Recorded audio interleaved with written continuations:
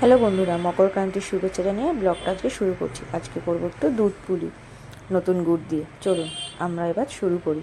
আমি নারকেল কুড়িয়ে নিয়েছি, আগে থেকে খোয়া ক্ষীর নিয়েছি, একটু দুধ নিয়েছি আর নিয়েছি হচ্ছে ময়দা।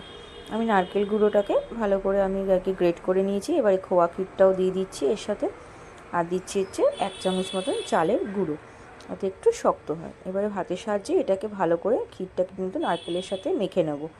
তারপরে এটা কড়াইতে দেবো, একটু দুধ দেবো আর একটু ঝোলা গুড় দেবো, দিয়ে ভালো করে এটা কিন্তু ক্ষীরের মতো করে পুরটা তৈরি করব। কিন্তু খোয়া ক্ষীর আছে, এমনিতেই এটা বেশ টেস্টি হবে, কিন্তু আমি একটু দুধও দিয়েছি আর লাস্টে দিচ্ছি একটু আমুল দুধ, তাতে খেতে একটু টেস্ট হয়। বছরে একটা সময় তো খাওয়া যায়, তো ওই জন্য একটু টেস্টি করেই তৈরি করেছি। একদম যখন কড়াই থেকে লেগে ছেড়ে ছেড়ে আসবে, তখন আমরা এবার পুরটা ভাববো তৈরি হয়ে গেছে। এবারে আমি একটা কাপ নিয়ে নিয়েছি, এই কাপে 1.5 কাপ মতো সুজি দিয়েছি। 1.5 কাপ মতো সুজি দেওয়ার সঙ্গে আমি দিয়েছি এর সাথে একটু ময়দা। চালের গুঁড়ো আমি ব্যবহার করব না। ময়দা দিয়েছি 1 কাপ থেকে 3 ভাগ, মানে 4 ভাগে 3 ভাগ দিয়েছি। আর এদিকে আমি একটা কড়াইতে 1 কাপ মতো আমি জল নিয়ে নিয়েছি। এবার একটু দেবো হচ্ছে নুন।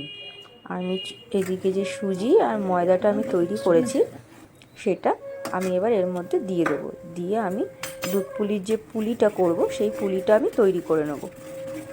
এরকমভাবে করলে কিন্তু পুলিগুলো ফাটেও না, আর বেশ সুন্দর হয় একদম।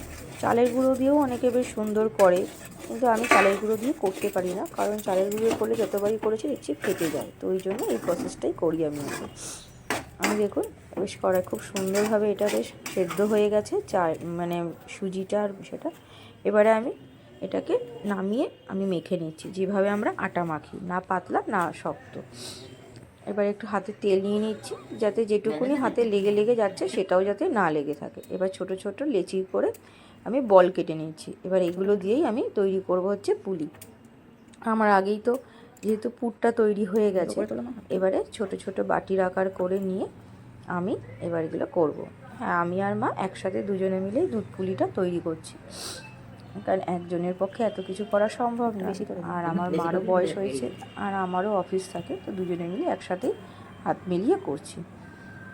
চলুন এরকমভাবে আমি পুলিগুলো একটা একটা করে তৈরি করে নিচ্ছি। আর হ্যাঁ, এই যে আমি মাখাটা তৈরি করেছিলাম ডোটা, সেখান থেকেই আমি একটুখানি চুষিও তৈরি করে নিয়েছি আলাদা করে। দেখুন এদিকে আমি ডেচকিতে দুধ বসিয়ে দিয়েছি। আমি 2 লিটার মতো দুধ নিয়েছিলাম, আর 3-4টে একটু এলাচ মাথাটা ভেঙে আমি ওর মধ্যে দিয়ে দেবো। খুব সুন্দর যাতে এলাচের একটা গন্ধ আসে। দুধটা যখন ফুটে উঠবে, তখন একটু ঘন উঠবে, তখন আমি এই পুলিগুলো দিয়ে দেবো।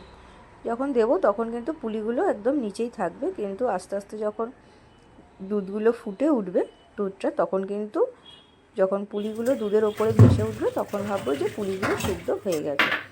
এবারে দেখুন পুলিগুলো সেদ্ধ হয়ে যাওয়ার পর আমি যে চুষিগুলো তৈরি করেছিলাম সেগুলোও এর মধ্যে দিয়ে দিয়েছি।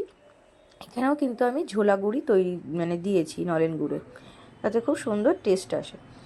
ঝোলা গুড় দেওয়ার পর আর একটু ভালো করে ফুটিয়ে নেব, কারণ যেহেতু মিষ্টি দিয়েছি, আর মিষ্টিটাও একটুখানি দেখে নিচ্ছি যে ঠিকঠাক আছে কিনা। হালকা মিষ্টি। দেখুন গুড় দেওয়ার পর এটা বেশ ফুটে উঠেছে। আমি লাস্টে একটু চালের গুঁড়ো দিচ্ছি, যাতে একটু যে ক্ষীরটা হয় সেটা একটু ঘন হয়। চলুন বন্ধুরা, আমার দুধ পুলি তৈরি। টাটা।